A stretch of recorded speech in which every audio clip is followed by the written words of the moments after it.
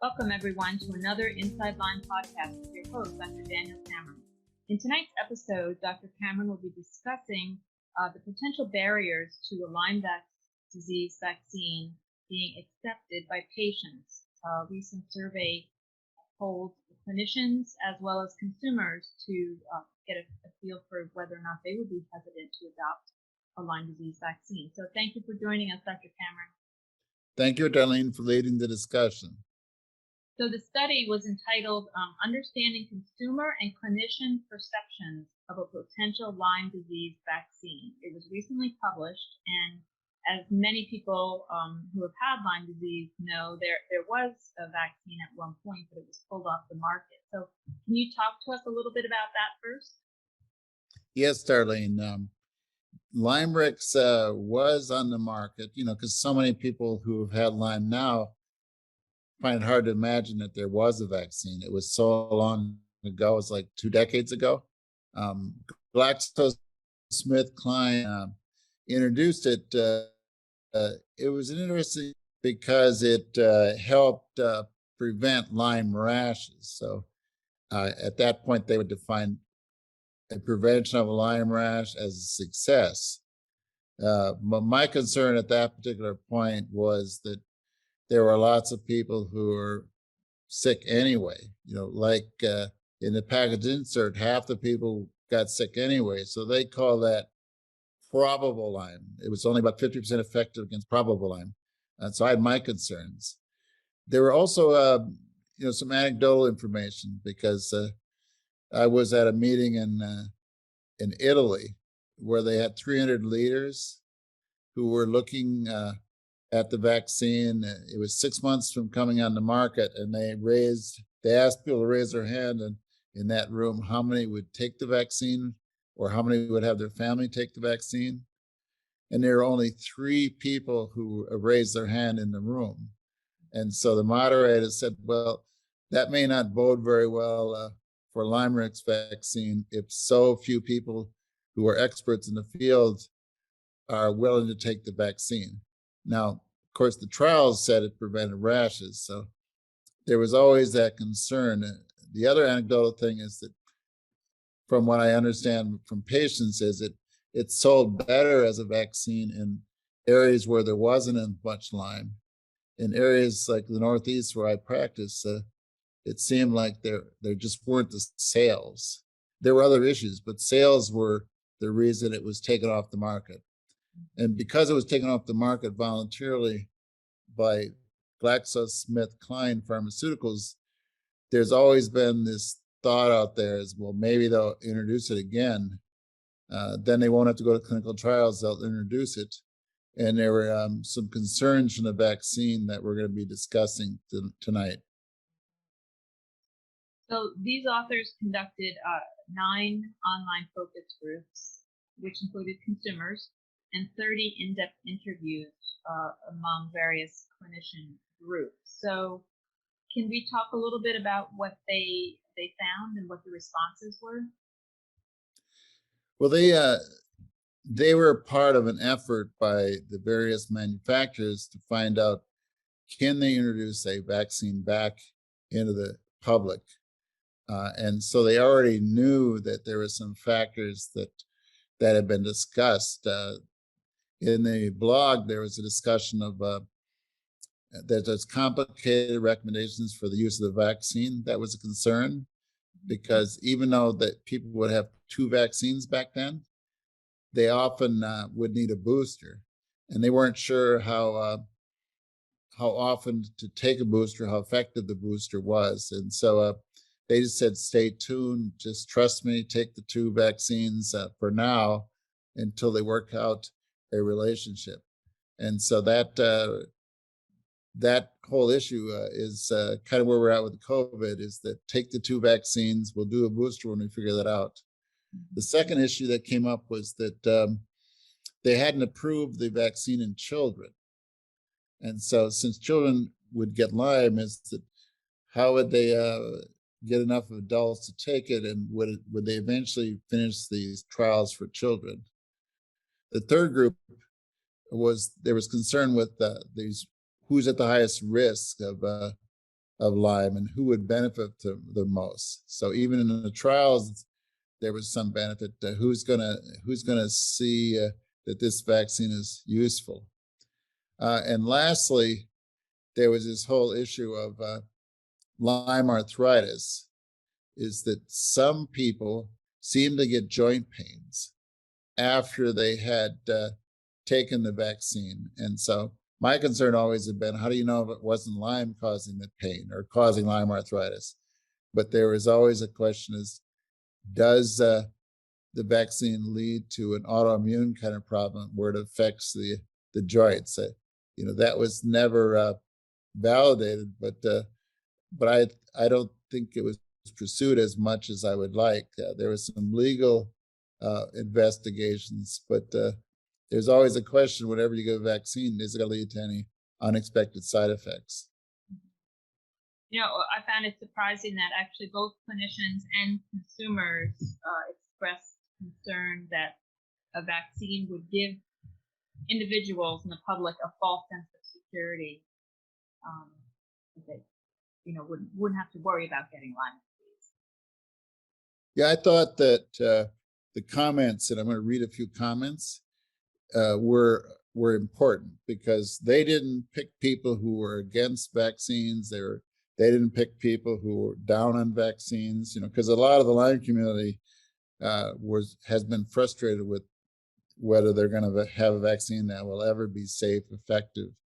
But even these clinicians that were chosen because they were more in favor, or at least more inclined to consider the vaccine, came up with a few statements that I thought was rather interesting. That one quotation was that a quarter of the clinicians that were in these discussion group argue that Lyme vaccine would be less important than other vaccines because you can prevent Lyme in other ways. You can prevent it by not getting bit, staying away from endemic areas, or staying away from grass. You could take perhaps DEET might help. I'm not so sure about that one. Do a tick check. And so do we need a vaccine when there's other preventive measures? Whereas there are viruses without preventive measures. The second thing they mentioned is that there was still some concerns, even among this group, about the cost, the safety, and they're well aware that there's an anti-vaccine sentiment. And lastly, the clinicians expressed this concern that if you were vaccinated against Lyme disease, you might feel brave or might not do checks, may not do prevention anymore because you figure that you're safe. And that's they didn't want people to let the guard down. Now, these are clinicians. And then there was the consumers that had other barriers that they brought up. And I thought they were rather articulate. Like 4 of the consumers, they were concerned about the side effects, just like the physicians. There was 4 that shared their that they prefer to avoid vaccines in general. A lot of people tend to avoid vaccines, or at least think about it. They kind of recognize that there's some concerns, but probably 2/3 or more regularly take vaccines anyway. And then lastly, two consumers mentioned that again, that there was a false sense of security because it wasn't completely protective against Lyme disease. So 1 in 3 of the consumers were undecided about whether they would get a Lyme disease vaccine for themselves or their family. Now, this is 1 out of 3, and these are people who are, supportive, or at least amenable to consider treatment, amenable to this kind of a consumer meeting. What's interesting, though, is a number of these people, and maybe the clinicians as well, may not view Lyme disease as very much of a long-term problem or having as great of an impact on your health as people who have had Lyme disease. So if you're not really buying into the whole chronic Lyme concept, a vaccine doesn't seem all that important. Wouldn't you say? I think that's well stated because this group that they picked tends to be people who aren't taking chronic Lyme disease and recognizing it. They're somewhat dismissive of chronic Lyme, but just because they're dismissive publicly and regularly write about post-treatment Lyme disease syndrome, is it clear that a lot of them in their own practices, their own patients, their own families, that there's some concerns about taking the vaccine. Should they take the vaccine? Should they recommend it to their family? So no matter what their public position is, privately, it looks as if they also are reflective and wondering whether or not they will take the vaccine if a Lyme disease vaccine were to become available. Now, were there any limitations to this survey? Well, the top limitation, of course, was that picking people that were more receptive to the vaccine. The second thing I thought was that it's not clear that the participants were informed of the safety and efficacy of the LymeRix from the package insert, because I pointed out that you could prevent a rash, but only 50% were not sick after taking the vaccine. So it's like 50% effective is not, to me, good enough. And the other thing that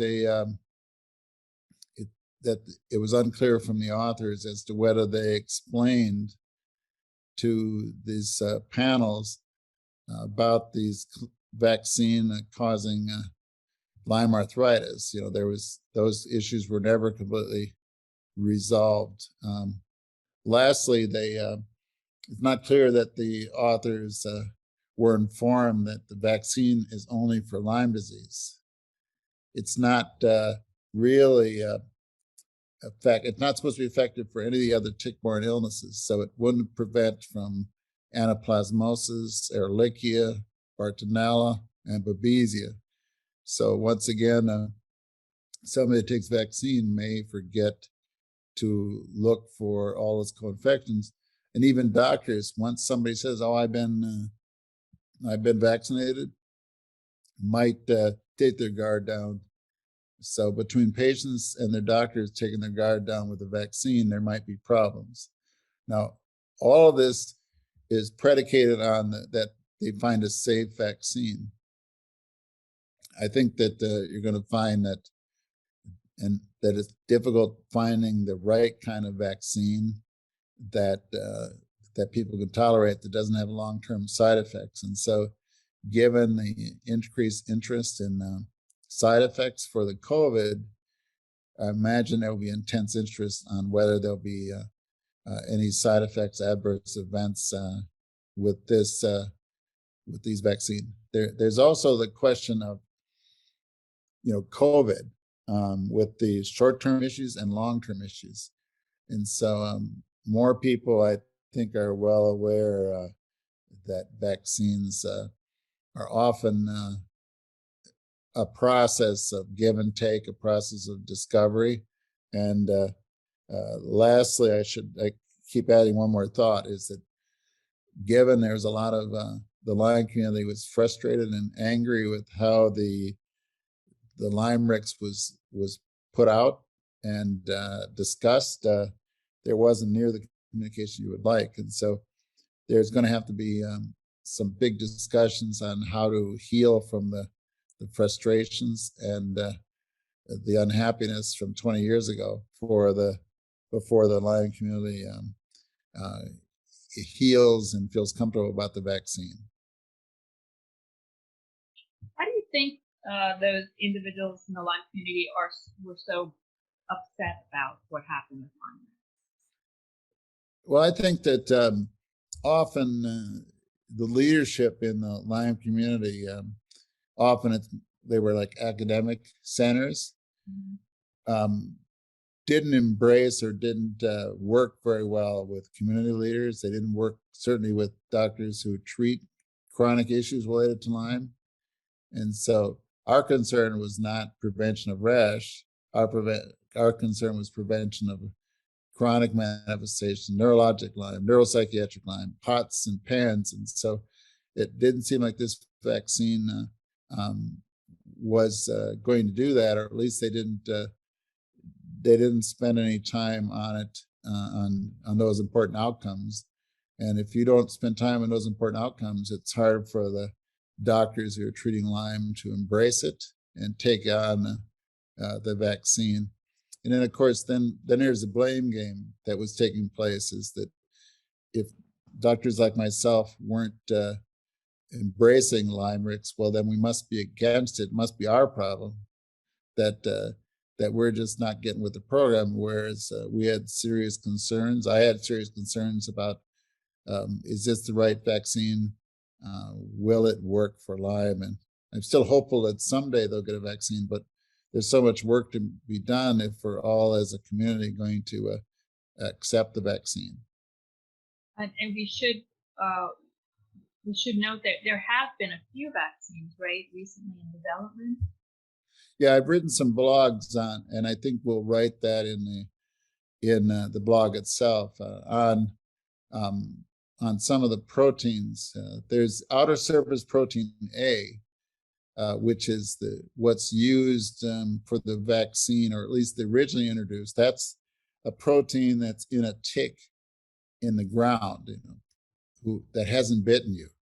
So in order for the vaccine to work, it has to quickly mobilize against the outer surface protein A to get the infection before it leaves the tick. Once that tick bites you and it goes in you, then on the outside of the spirochete are outer surface protein C. So they've been looking at vaccines for A, they've been looking at vaccines for C, but they're also looking at other ways to come up with vaccines. They're trying to borrow some information from the dogs. Now, the dogs themselves have their issues, because they have Lyme arthritis, and they turn lame. They have kidney problems. But with people, we don't know if our concerns, like with neuropsych Lyme, neurologic Lyme, POTS, PANS, whether they're going to be prevented. We just know that the joints might get better in a dog, but not whether the vaccine will work for all these other issues. Thank you for so much for talking about this. We don't talk about it all that much, and I know it's on a lot of people's minds, especially now with COVID and all the talk about vaccines and all the money that goes into the research and to developing these vaccines. And thank you, Darlene, for leading such an important discussion that covers like a 20 years worth of experience, but it's also happens to be timely now that the COVID is, now everybody's talking about the COVID vaccine and adverse events. So great topic, great leadership there, Darlene. Thank you, everyone, for joining us. You can read more about this topic on Dr. Cameron's blogs at danielcameronmd.com. And he also has another blog where we're in a podcast talking with Dr. Horowitz, right, a little bit about a survey, COVID survey, and reactions to getting the COVID vaccine for Lyme disease patients.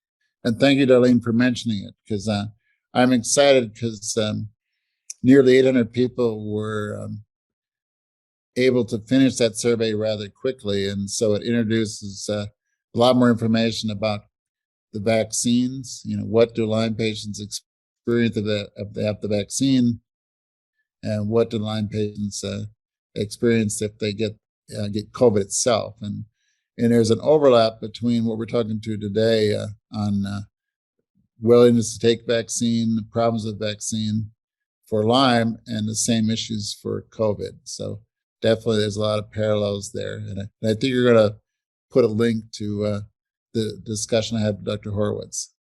Yeah. And we look forward to hearing more about those findings from that survey. So thank you again for the discussion tonight. And thank you, everybody, for joining us.